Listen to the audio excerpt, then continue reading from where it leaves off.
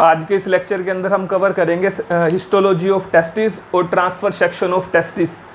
Testis का जो main function होता है वो स्पर्म प्रोडक्शन का होता है और टेस्टोस्टेरोन प्रोड्यूस करने का होता है। तो इस लेक्चर के अंदर हम देखेंगे कि कौन कौन से सेल टेस्टिस के अंदर प्रेजेंट हैं जो स्पर्म प्रोड्यूस करने का काम करते हैं और टेस्टोस्टेरोन प्रोड्यूस करने का काम करते हैं। पिछले लेक्चर के अंदर हमने कवर किया था इंटरनल स्ट्रक्चर ऑफ टेस्टिस। तो इंटरनल स्ट्रक्चर ऑफ टेस्टिस जो होता है, टेस्टिस अंदर से 250 कंपार्टमेंट के अंदर डिवाइडेड होता है और उन कंपार्टमेंट को टेस्टिकुलर लोब्यूल्स कहा जाता है और हर एक कंपार्टमेंट के अंदर 2 to 3 highly coiled seminiferous tubule present होते हैं और उन सेमनीफेरस ट्यूब्यूल के अंदर ही जो प्रोडक्शन है स्पर्म का वो होता है। तो इंटरनल हिस्टोलॉजी ऑफ टेस्टिस और TS of testis, transfer section of testis. तो टेस्टिस के अंदर जो स्पर्म प्रोडक्शन का काम होता है वो इनसाइड द सेमनीफेरस ट्यूब्यूल होता है और हर एक टेस्टिकुलर लोब्यूल के अंदर 2 to 3 सेमनीफेरस ट्यूब्यूल प्रेजेंट होते हैं। तो हम एक टेस्टिकुलर लोब्यूल के अंदर सेमनीफेरस ट्यूब्यूल का सेक्शन ड्रॉ कर लेते हैं। ये सेमनीफेरस ट्यूब्यूल का सेक्शन है।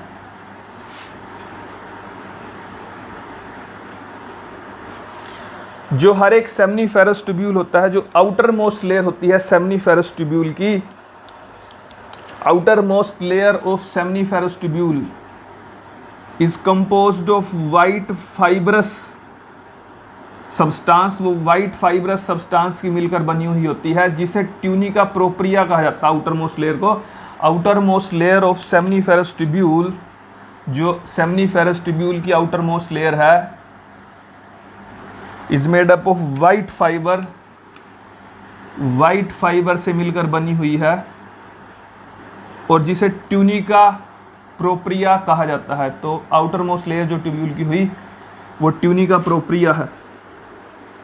तो it is the tunica propria जो हम ये ग्रीन में ड्रॉ कर रहे हैं, ये बाहर वाली लेयर हुई सेमनीफेरस ट्यूब्यूल की जिसे कहा जाता है ट्यूनिका प्रोप्रिया। तो ये जो लेयर है वो है ट्यूनिका प्रोप्रिया।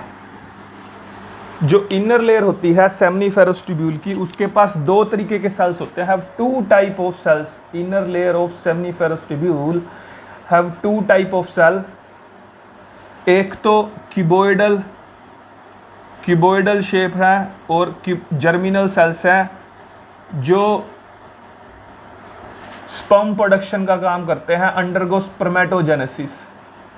जो इनर लेयर होती है सेमनीफेरस ट्यूब्यूल की, उसके पास 2 तरह के सेल्स हैं।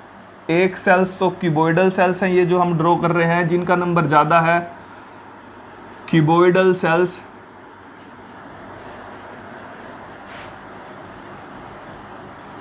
Cuboidal cell, cuboidal germinal cell undergo spermatogenesis, spermatogenesis करते हैं, स्पर्म प्रोडक्शन का काम करते हैं। Undergo spermatogenesis more in number, इनका नंबर जो होता है वो ज़्यादा होता है। दूसरे जो सेल्स इसके अंदर प्रेजेंट होते हैं, कुछ और सेल्स ड्रॉ कर लेते हैं। Cuboidal germinal cells, inner line of seminiferous tubule is lined by 2 type of cells. One is cuboidal germinal cell and second is Sertoli cell। तो ये सारे क्यूबॉइडल जर्मिनल सेल्स हैं और जो दूसरे सेल इसके अंदर प्रेजेंट होते हैं वो होते हैं कोलुमुनर होते हैं। वो कोलुमुनर इन शेप,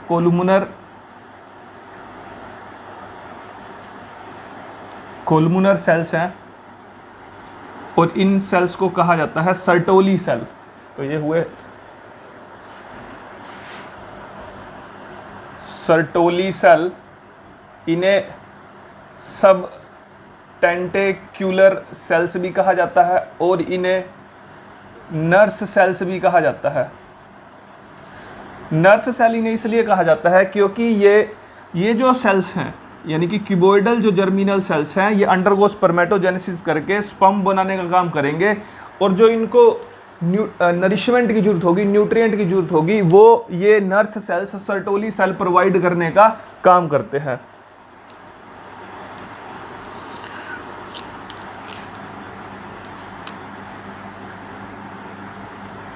तो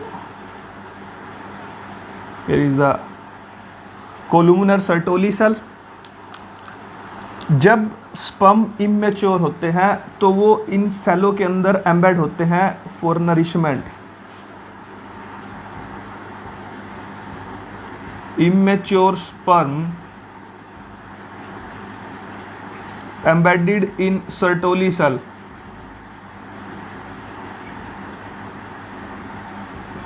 फॉर नरिशमेंट।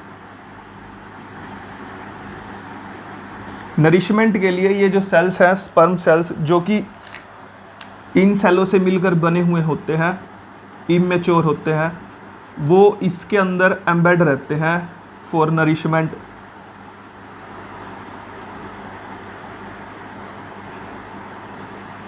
और जब ये मेच्योर हो जाते हैं तो ये दोबारा सेमिनिफेरस ट्यूब्यूल के अंदर आ जाते हैं, ल्यूमेन के अंदर। उसके अंदर का जो स्पेस है आफ्टर मेच्योरिटी,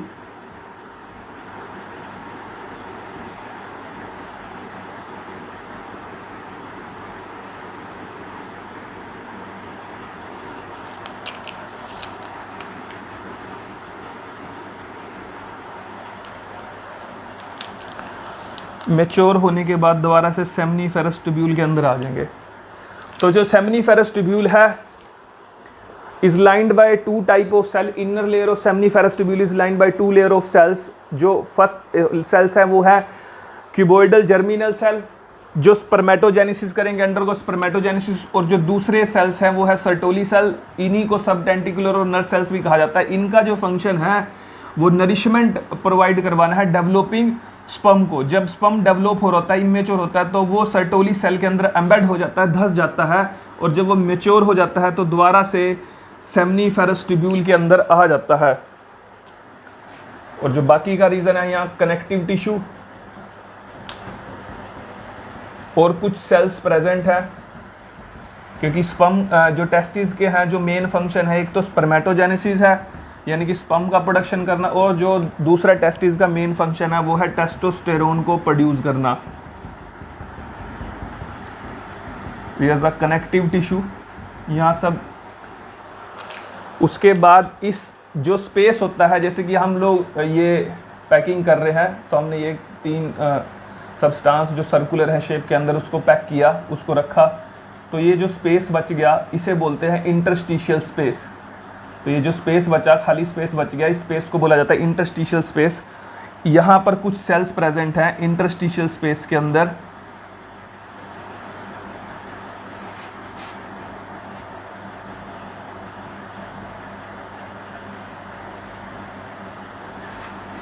इन सेल्स को इंटरस्टिशियल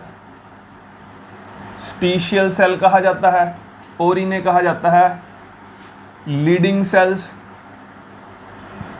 इन सेल का जो फंक्शन होता है, इंटरस्टिशियल सेल्स का और लीडिंग सेल का फंक्शन, वो होता है टेस्टोस्टेरोन को प्रोड्यूस करना। Produce testosterone. तो प्रोडक्शन ऑफ टेस्टोस्टेरोन होता है जो वो इंटरस्टिशियल स्पेस में होता है, उसे इंटरस्टिशियल सेल्स और लीडिंग सेल्स प्रोड्यूस करते हैं। पर जो टेस्टोस्टेरोन की रिक्वायरमेंट है वो इनसाइड द सेमिनिफेरस ट्यूब्यूल है फॉर स्पर्म प्रोडक्शन। तो एबीपी प्रोटीन की मदद से, एंड्रोजन बाइंडिंग प्रोटीन की मदद से जो टेस्टोस्टेरोन है वो इंटरस्टिशियल स्पेस में से, इंटरस्टिशियल साइट में से इनसाइड द सेमिनिफेरस ट्यूब्यूल चला जाता है और स्पर्म प्रोडक्शन में अपना फंक्शन प्ले करता है, जो भी उसका फंक्शन रहेगा। तो under the effect of ABP protein, under the effect of ABP androgen binding protein, testosterone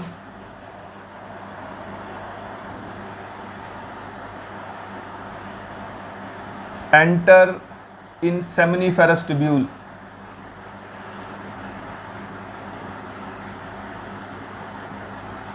seminiferous tubule के अंदर जाएगा और स्पर्मेटोजेनेसिस के अंदर अपना फंक्शन परफॉर्म करेगा।